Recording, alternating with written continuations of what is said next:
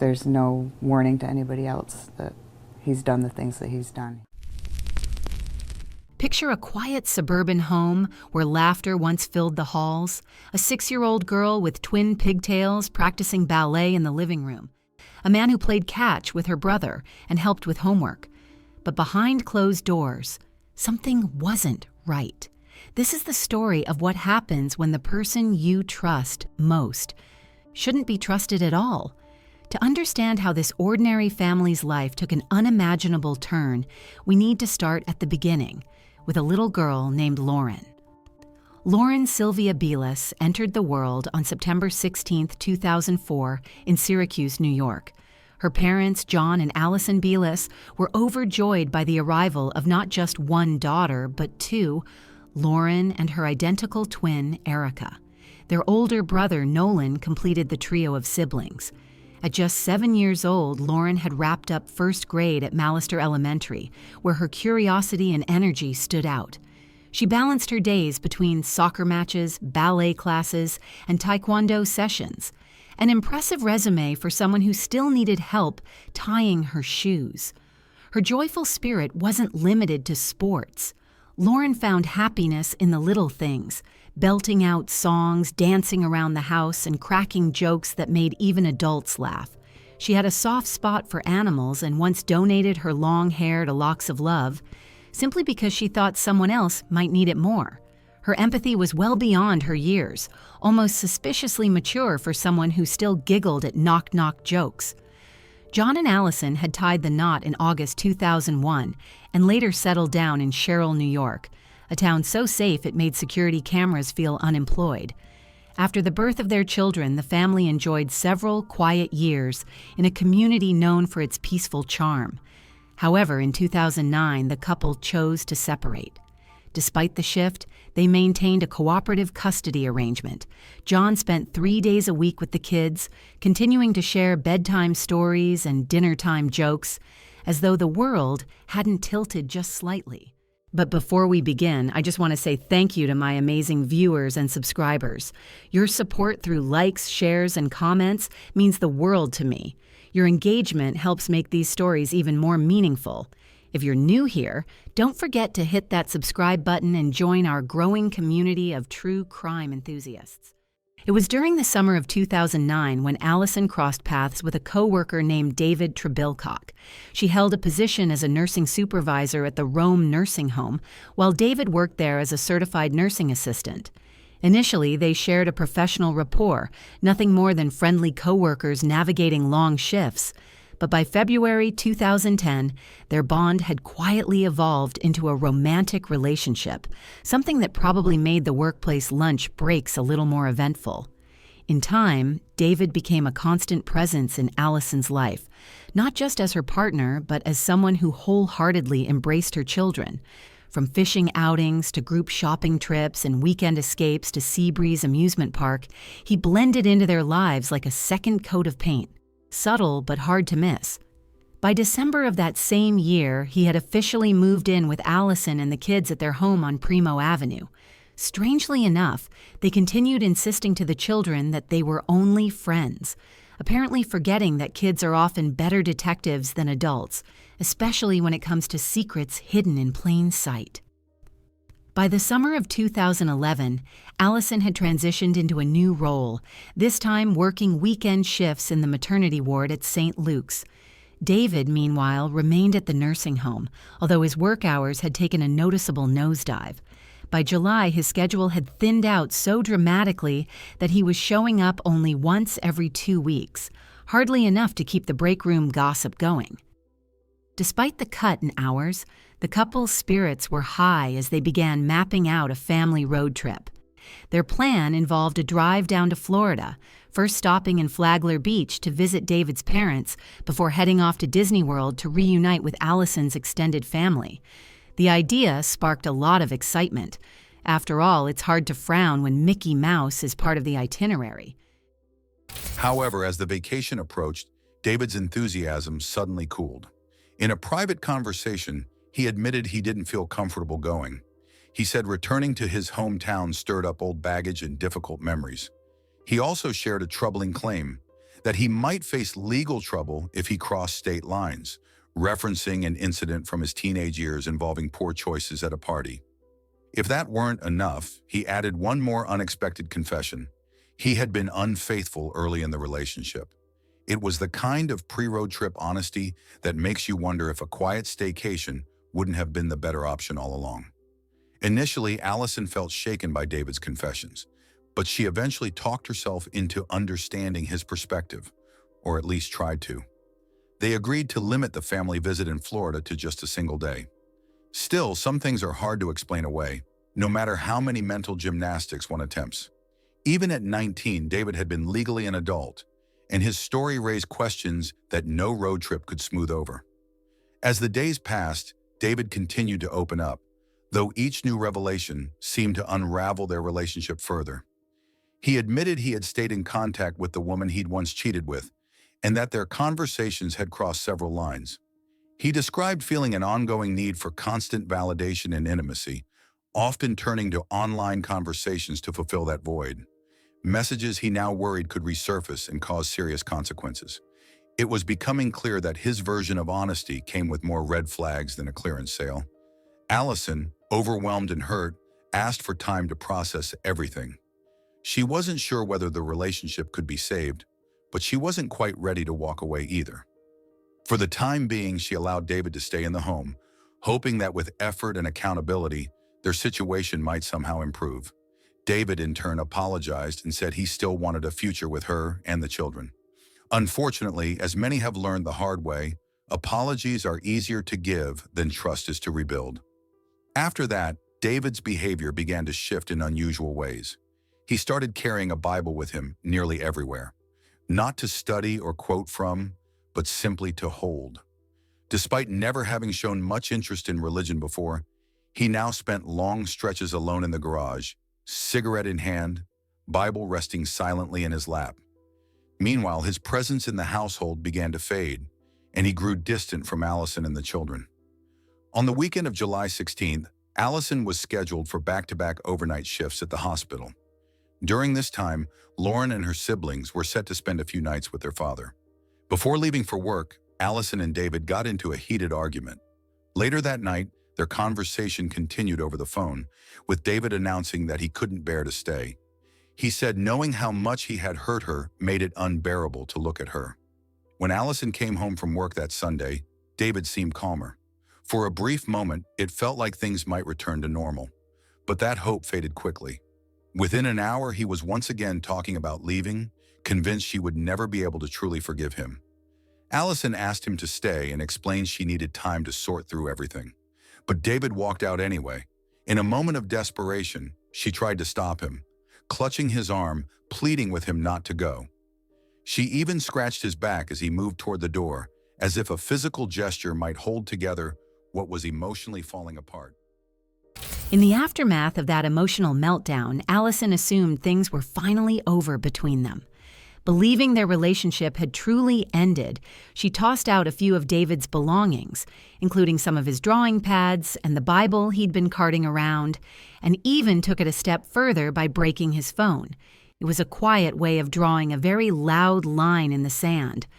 Surprisingly, only a few hours later, David returned to the house.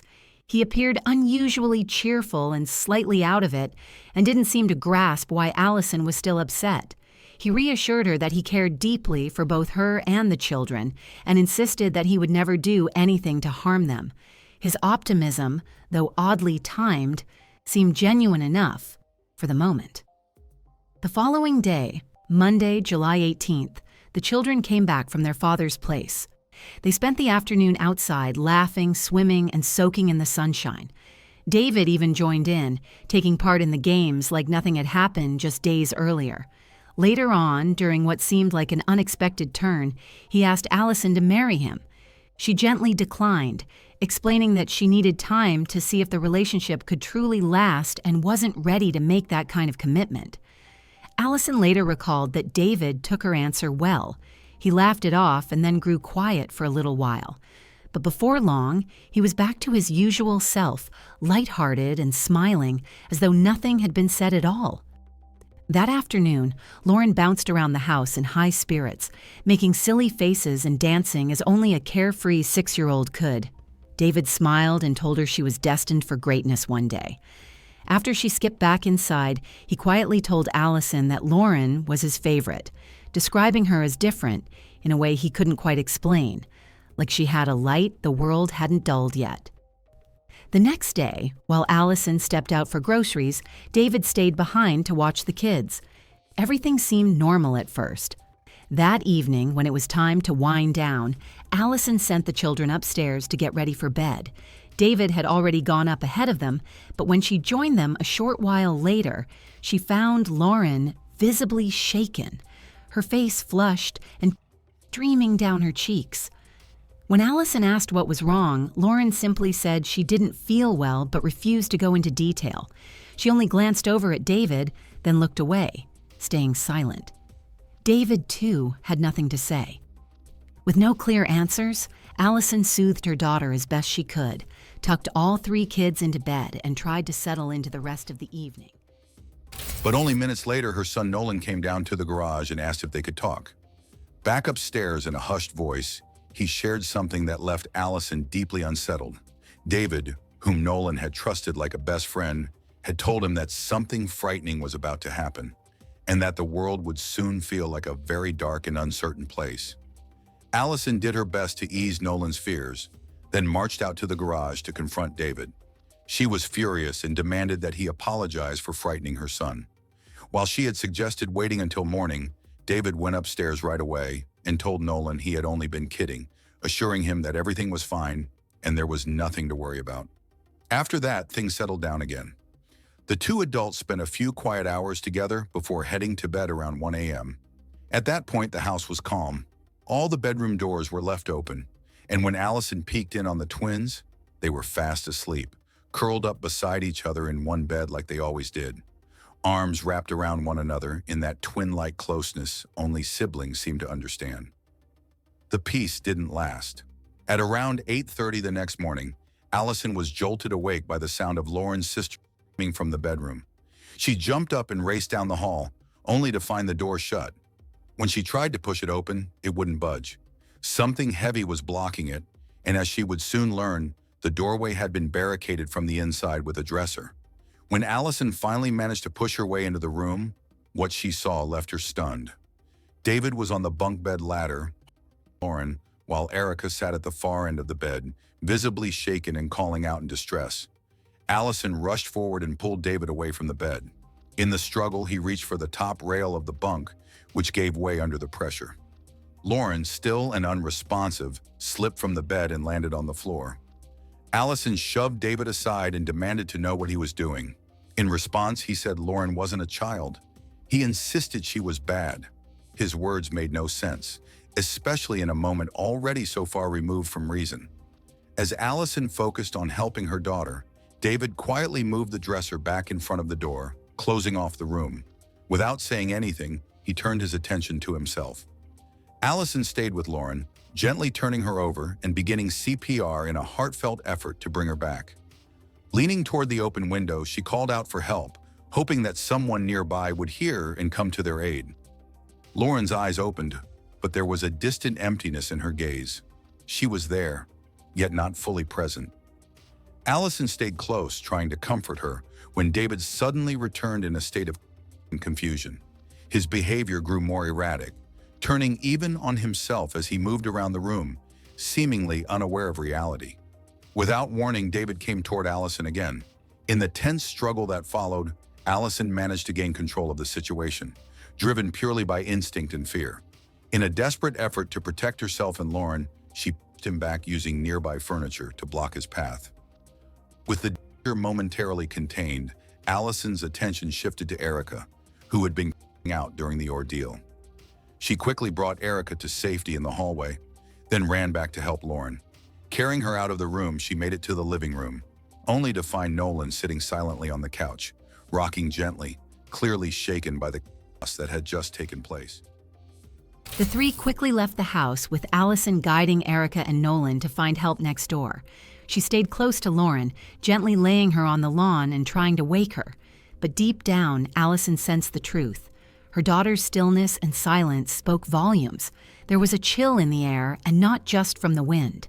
First responders arrived promptly and transported both Allison and Lauren to the hospital. Allison remained calm and focused, staying by her daughter's side every step of the way. Despite the dedicated efforts of the medical staff, Lauren sadly did not make it. When first responders arrived at the home, they saw Allison calmly place a kitchen knife on the floor near them before stepping back, which she had taken from David during the struggle. Inside, the room reflected the emotional chaos that had unfolded, furniture out of place, belongings scattered, as if the space had been shaken from the inside out. David was found in another room, appearing disconnected and dazed. He spoke in a quiet, distant tone, claiming he had been following what he believed were divine instructions. His words were unsettling, not just for their content, but for the calm way he delivered them. It was a moment where reality felt blurred, and the aftermath left more questions than answers. While being transported to the hospital, David spoke freely to emergency personnel, making troubling claims. He insisted that Lauren posed a danger and that he believed it was necessary to stop her. He went so far as to say that if given the chance, he would attempt it again. He followed this by remarking that while some people might view his actions as terrible, he believed the opposite. Throughout the ride, David showed signs of being completely detached from the gravity of the situation. He refused to identify himself and repeatedly questioned whether he would be placed in a padded room upon arrival. When he finally reached the hospital, his erratic behavior continued. He claimed that Lauren had witnessed something significant and, in his mind, had somehow failed a test of empathy. David Treblecock was later charged with multiple serious offenses, including causing the loss of life, physical harm to another person, and unlawful possession of a firearm. The nature of these charges reflected the severity of what had occurred, but the legal outcome would take a turn few could have predicted. Interestingly, David had no significant legal background before this incident. His only previous encounter with the law was in Florida back in 2000, when he was a teenager. At that time, he was cited for a minor violation that didn't attract much attention or lead to any lasting legal consequences. At trial, the outcome was not what many expected. The court ruled that David was not legally responsible for his actions due to a severe mental health condition. Expert testimony described him as suffering from paranoid schizophrenia, and it was determined that he lacked awareness of the moral or legal weight of his actions during the incident. According to his attorney, David claimed he believed Lauren was a force and refused to refer to her by name.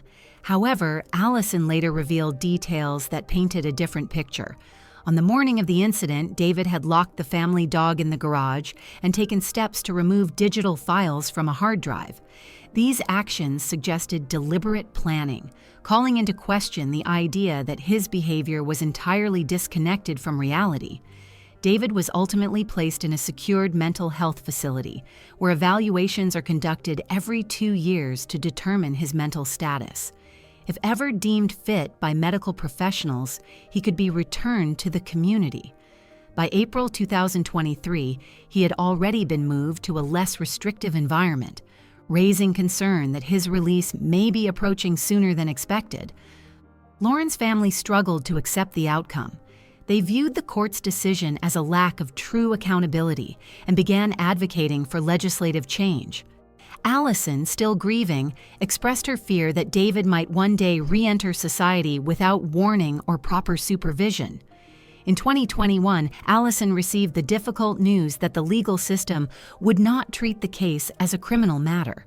David would remain under psychiatric care, not in a prison setting. The ruling brought little peace.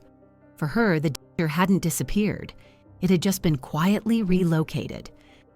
Though she believes he remains confined, Allison admits she lives with uncertainty. The lack of transparency surrounding mental health rulings has left her and her children in a constant state of unease. With no formal criminal record attached, there would be little public notice if he were ever released. Determined to create change, Allison has championed what she's calling Lauren Sylvia's Law. The proposal aims to improve oversight and public awareness in cases involving loss of life and mental health rulings. With tens of thousands of supporters, her message has begun to resonate. In Allison's view, intentional harm should carry lasting consequences, regardless of the legal framing. She believes that taking a life, especially that of a child, should result in long-term accountability. Her proposed law would require that individuals found not responsible due to mental illness remain under supervision for a minimum of 25 years. Through her efforts, Allison hopes to honor Lauren's memory while creating protections for other families. For her, this fight is both personal and necessary, and she's not backing down. Eventually, legislation known as Lauren's Law was signed into effect. It states that if a person responsible for taking a life is later declared mentally fit and released from a hospital setting, they would be required to serve out the remainder of their original sentence in a correctional facility, a decision that many felt brought much-needed accountability. Not long after the tragedy, a candlelight vigil was organized in Lauren's memory. Neighbors, friends, and even strangers gathered to pay their respects. The quiet evening was filled with warmth, remembrance, and a sense of unity as people came together to support those grieving. Lauren's father, John Beelis Jr., later spoke publicly about his daughter. He found a measure of peace in the memories they had made shortly before her passing.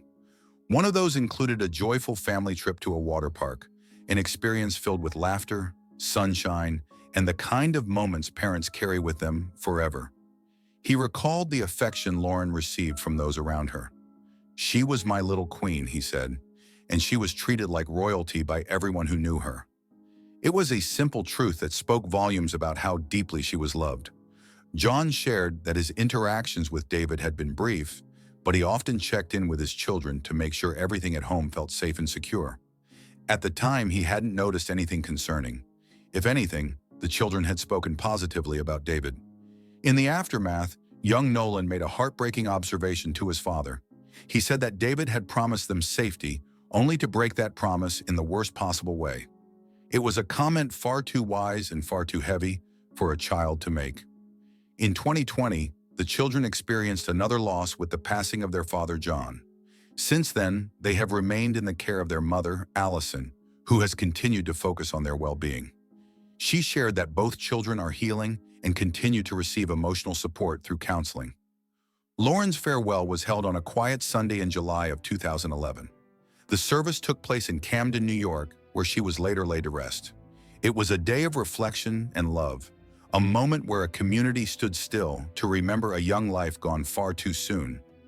This case is heartbreaking on so many levels, not just because of the tragedy itself, but because of the questions it raises about justice, mental health, and how we protect the most vulnerable. Lauren's story is one that stays with you. It's a reminder that behind every headline is a family still trying to heal, still trying to be heard. If you believe stories like these deserve to be told and remembered, please consider liking this video and subscribing to the channel. Your support helps us continue sharing the stories that matter.